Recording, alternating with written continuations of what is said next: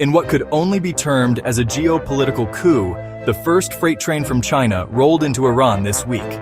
Flying in the face of the U.S. sanctions aimed at crippling Tehran's oil trade and isolating Beijing, the rail line will not only boost trade between the two countries, but would also undermine America's influence in the region.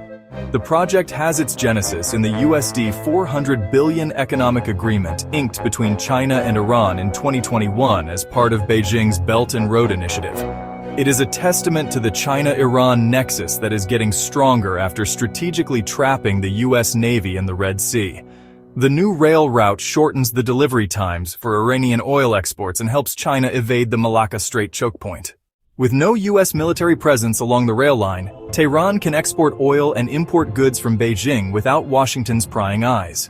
By integrating Iran into its Belt and Road Initiative, BRI, China lays the groundwork for deeper political and economic ties that can translate into strategic leverage over an entire region that has traditionally been a U.S. sphere of influence.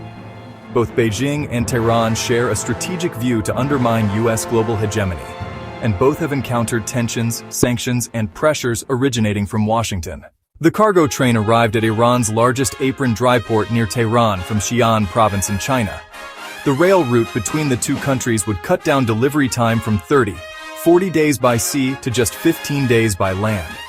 The Iran-China freight train will travel from Iran to China, passing through Turkmenistan and Kazakhstan, and then from China to Iran. Credits China Daily.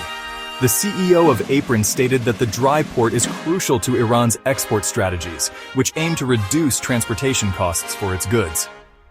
News reports have labeled these tracks as steel arteries of independence that Washington cannot patrol. Moreover, this rail link would soon help Chinese goods travel faster to Europe. This rail route is the first phase of the China-Europe rail corridor. It would decrease the time required for Chinese exports to reach European countries.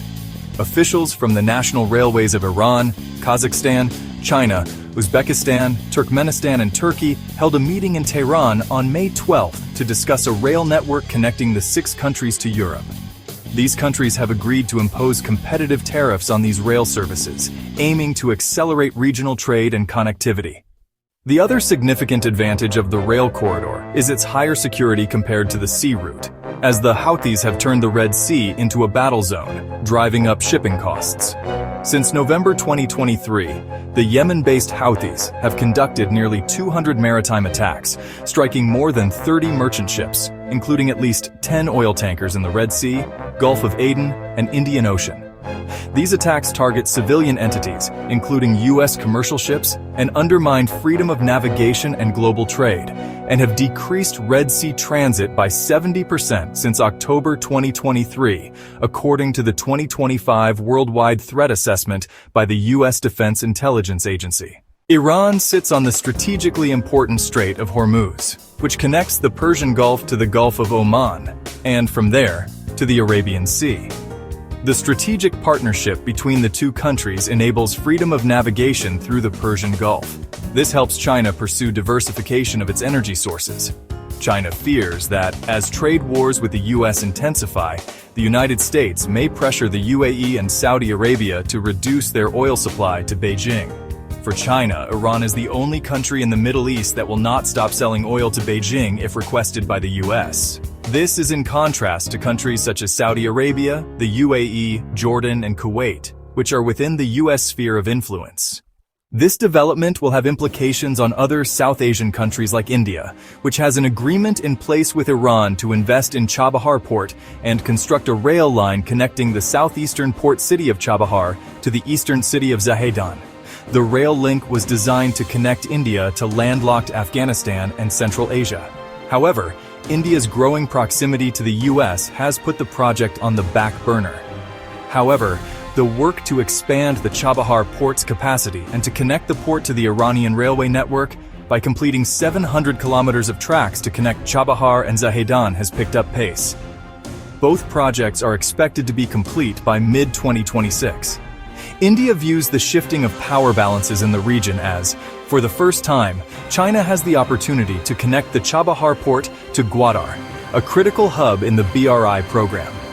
This would strengthen China's string of pearls and weaken India's strategic plans in the region. If Beijing manages to connect Gwadar with Chabahar port, it will have a golden ring encompassing China, Pakistan, Iran, Russia, and Turkey in place.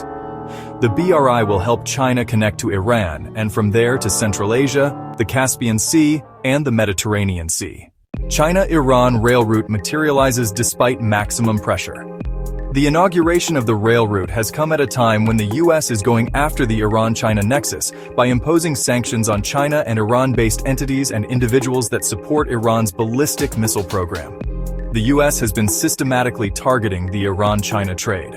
On March 20th, the U.S. sanctioned Huaying Huizhou Daya Bay Petrochemical Terminal Storage, an oil terminal in China, for buying and storing Iranian crude oil from a sanctioned vessel.